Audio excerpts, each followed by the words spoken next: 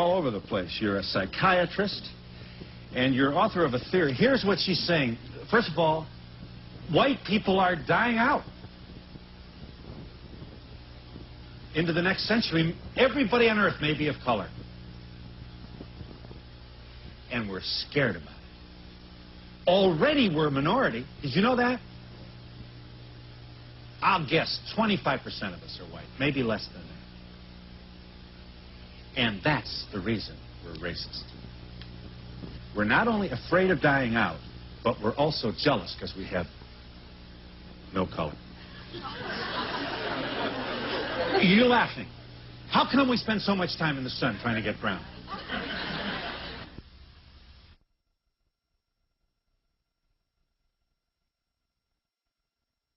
Can't make a baby of color. And that's the reason for racism and lynching. And how do you explain? You believe we're racist? No, we're not racist. Yes, we are racist. What is this, an accident that all the cities are becoming blacker and blacker while the outer reaches of major metropolitan whiter and whiter? That's an accident? Oh, come on. When you get on an elevator and you're the only white person on the elevator, how do you feel? What'd she say? What'd she say? Frightened, she said? Oh, she's scared of elevators. Okay, here we go. Francis Cress, Welsing, M.D. You are a Washington, D.C.-based psychiatrist, and you're author of the Cress, your middle name, we should say, theory of color confrontation and racism. You call racism white supremacy. To be sure, a provocative and controversial theory on skin color and oppression. Well, I'm ready. So is this mostly but not exclusively white audience. Let them have it, Doctor. Boy, oh boy, do you need an escort to get out of your speeches? No, now, let me just give you a little background. This paper was written approximately in 1969 and presented in 1970. It was written for a group of black psychiatrists who were looking at racism. Yeah. It was also written because as a psychiatrist and working in a hospital trying to treat black people and white people, but recognizing that the majority of the problems that black patients had in a psychiatric hospital, when you took a history, you would run smack into racism. So I knew I had to understand racism to help solve the mental health problems of black people. Okay. So out of my brain computer, putting in the question, why? Why do we see this behavior? Why have we seen it for hundreds of years? So I thought about these two things, basically two facts, that even though the white population says that people of color are minorities, that it is the white population that is the minority on the planet. That's the reality you're saying. That's the reality. Yeah. That in spite of the fact that black people, non-white people have heard over and over again, you're genetically inferior because you are non-white. That in reality, white skin is a genetic recessive status, not as said by Francis Welsing. Meaning that if you and I were to have a baby, the baby would have color, and you make the contribution and I don't. That white plus colored. Well, wait a minute.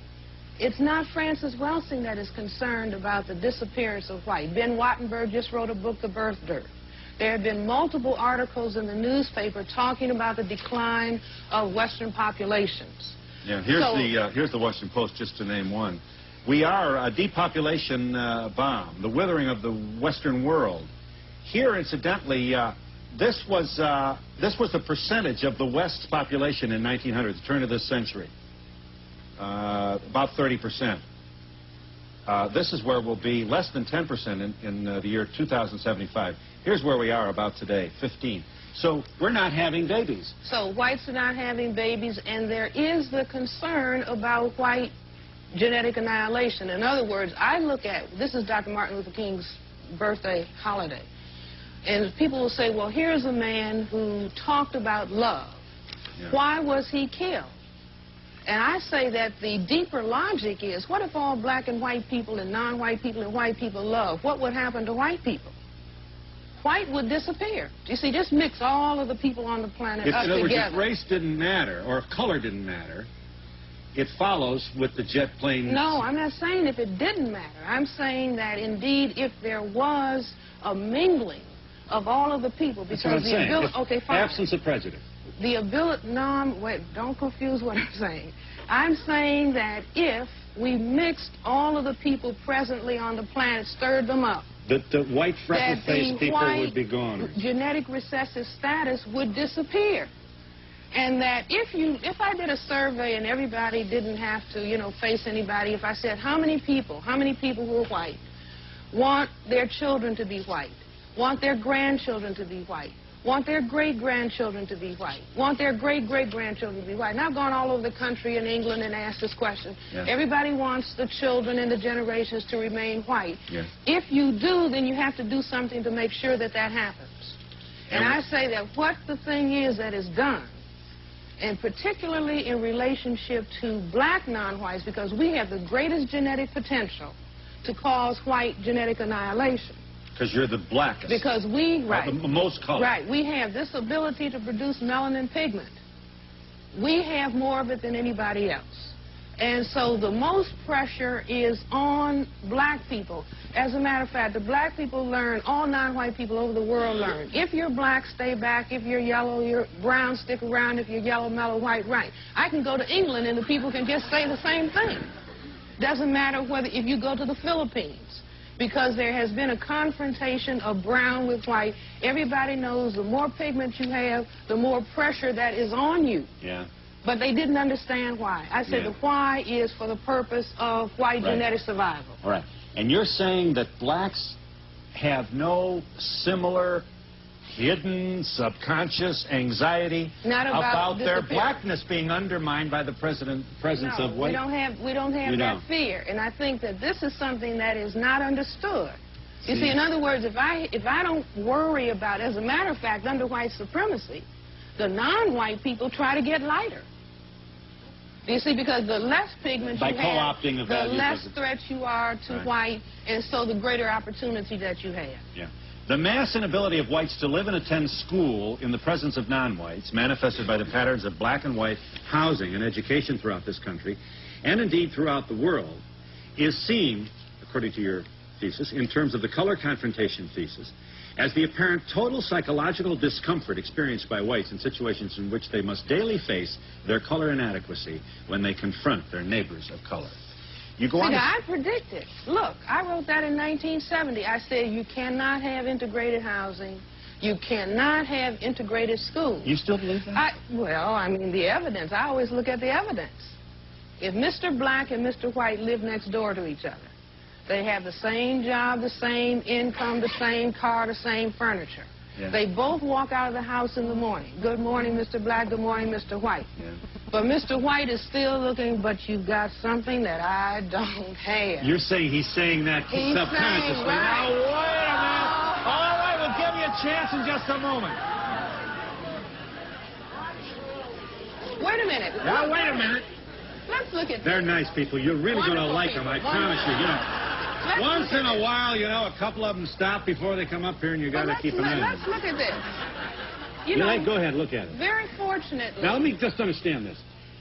See, the reason they're groaning is, you know, that's an awful bad rap to take. Let me just arrogantly try and reword what I think you're saying. Now, don't get crazy. Let me say. Please, Mr. White is looking at Mr. Black, and he's not consciously saying, don't you dare. Not consciously. So it is under here. Not consciously. I mean, we could go on for 3 hours. Not consciously. All right. All right. Okay. I am saying that this behavior is at the subconscious level, and there's a lot of evidence. For example, just on Saturday, the New York Times had an article talking about the percentage of people who want a tan. 66%. I have the article if anybody wants to look at it later. 66% of white adults think they look better with a tan. 70% of white adolescents think they look better with a tan. What do white people? Ooh, I look so pale. Now, this is not something that Frances Welsing is putting on people. White females even say their ideal mate is who? Tall, dark, and handsome.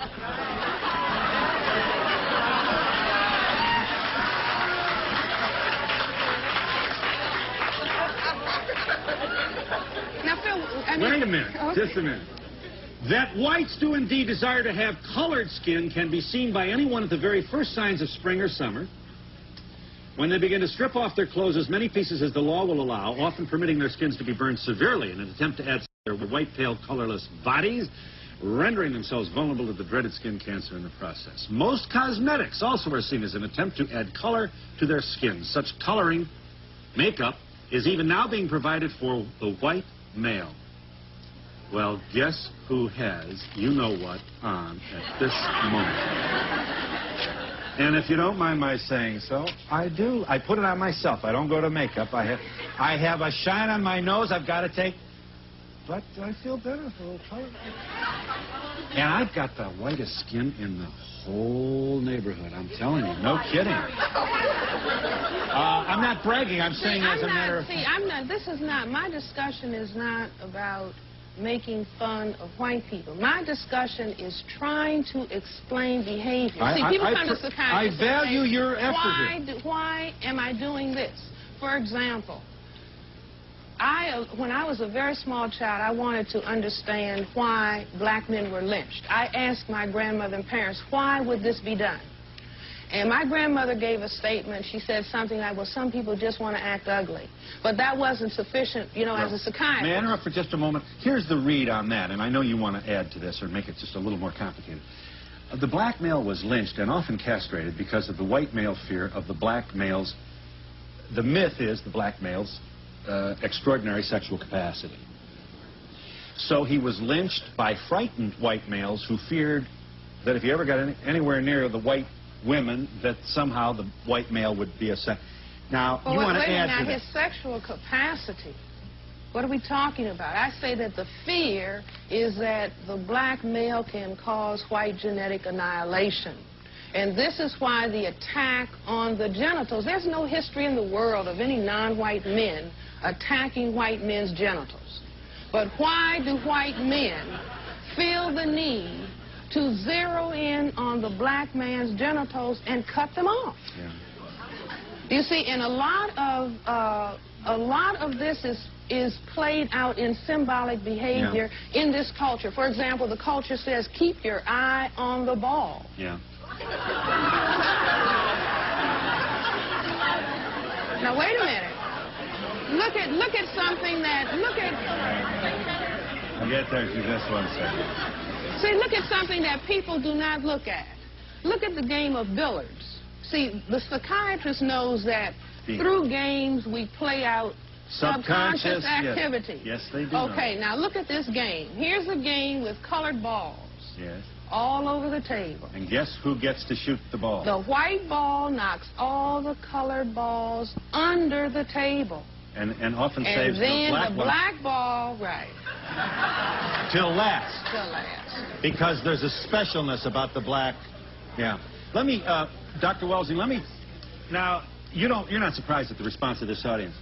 Just a couple of things here for the sake of our conversation. First of all, we welcome your contribution. That is, for what it's worth, I certainly do. Which does not mean, therefore, that I or this audience necessarily agree with everything you say. But let me tell you what I think is important. I don't think we've asked enough questions about this thing called racism, which has, in my opinion, the capacity to bring us down as a nation, if not, certainly not only here, but in many parts of the world. It is in the American bloodstream, and it's especially manifest here. So good for you trying to figure this out, because no kidding, it's my opinion, not enough smart people are really speaking to this. We run away from this. Another point you make, you think the token black is an effort to assuage this hidden feeling that we have? Is that, how do you explain? Well, the token black, I mean, you might say that was under pressure. You see, that you have to, the civil rights movement, you have to include some non-white people. But every effort is made to move around that. Mm-hmm. And I understand, I mean, it's tragic. Mm-hmm. And it's injustice. Yeah. And I'm not just saying here, I'm saying all over this planet, whether we're talking about South Africa. And see, one important example that people do a lot of surface talking about is the Holocaust. See how quiet it is? The Holocaust in Germany was because what? because the Semites of the Jewish religion were said by the Europeans to be non-white people. The Holocaust didn't just occur. So you think that there's... Wait a minute. Do you see what I'm saying? If we have denial going on about this, all you have to do is look at what the Nazis are saying today. And what the Klan is saying today. So you're saying anti-Semitism has the same root? If you read Hitler, if you read all the documentation... Anti-Semitism has pigmentation as it's under the... Had to do with the Semites. Look at the part of the world that the Semites come out of. I say that the word Semite comes from the Latin prefix semi, meaning half. It's a word like mulatto. It means a combination of black African women, Greek and Roman soldiers, and you had that mixture. 2,000 years of continuing mixture in Europe made a lighter group of people. Okay, can I just... that were still considered to be non-white. When you use lighter and... you say recessive, and you use the word recessive gene. I think I know what that means. This is not my language. This is the language of formal genetics. That's true. But you equate recessive with inferior. Now, just hang on one second. I don't claim to be the first one to bring this to your attention, but aren't you dangerously close to Joseph Mengele with all this? No. How about Shockley? No. Wait a minute. No. What I am trying to do is explain some very, very important behavior on the planet that other people have shied away from dealing with. Yeah. Do you see? And to say that because you talk about it, it's just like if somebody studied tuberculosis and say, well, are you against the tuberculosis organism? No, you're trying to understand it. Well, but you do bring judgments on me. So when you equate recessive with inferior, that's not science. That's wait a minute. judgment. No. I'm not. That's not what I say. I say that the people who are feeling an absence of color, that they look at themselves in that way. And they have a response to therefore say, if I can get in charge of all these non-white people, then I am going to be superior. So nobody is uncomfortable in the white collective with all the white superiority that goes on every day. Look at television. White. Wait a minute.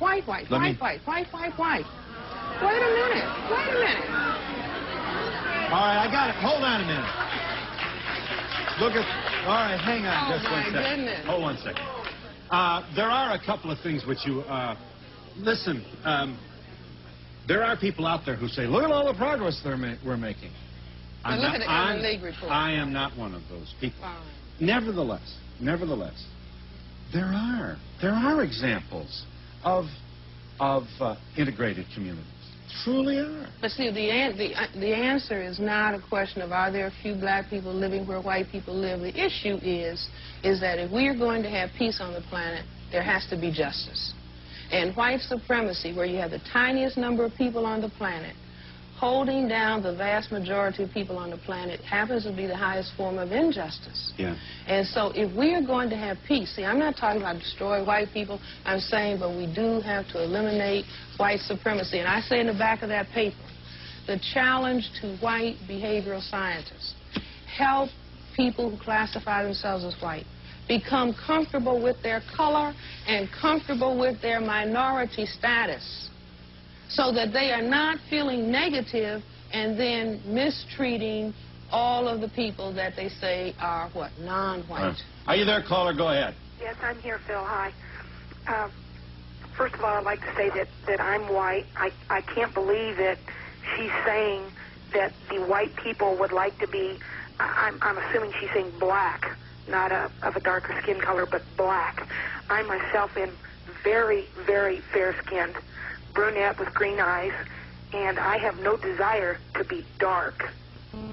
Why? Why? I like my color. I was attractive enough that I went to modeling school. I do admit that I do use blush. I do not use blush to, as you say, give myself color. I use it to accent my cheekbones, give myself better appearance. Do you sunbathe? No, I don't. And as a matter of fact, I love the beach, and my husband and I, when we've gone to the Bahamas a few times, when we have, I have to wear sunscreen. You know, I don't turn tan. Okay. I get red. Right. I grew up on the beach, and I have a minimal tan. But you see, but I'm asking. Well, hang on one second. I want to be clear. Is she saying I want to be dark, but I don't want to be black? Yes. Yes. Yes. Yes. And So you'd like to be a little darker than you are? No. No, I wouldn't say so. I'm very pleased with my color. Well, then why do you put rouge on? To accent my cheekbones. Highlight the cheekbones. But why do you suntan? Because the American Dermatological Society would prefer... She doesn't, probably for that reason. But she goes to the beach. She does go to the beach. Well, because I like the water. You gotta go? I like the water. I grew up in California. Let me try one more. Are you there, caller? Go ahead. Hi. I'm also white, and I'm very comfortable with being white. I think that it's crazy to think that white people want to be black. You know, we might want to have a little color, but I wouldn't want the features of a black person. And as far as... The what? She does not want the features of a black person. Do you see, this is... Hold on a minute. Wait a minute. Yeah, in other words, that's racism, but pigmentation isn't? Well, no, I'm saying that to say I wouldn't want to be, I mean, I can be happy who I am and not say something is negative about the other person. Well, look, we've got a break here. Is there a, you know, one of the agonies here is half of this audience does not believe that they're racist. Well, wait, well, let me... I am not more than half. Let me ask this. You can't fix it if you don't know you have it. But wait a minute, I want to ask... How do you explain what's going on here in this country? I want to say then, who is? That's like going to Germany. I went to Germany in 1957.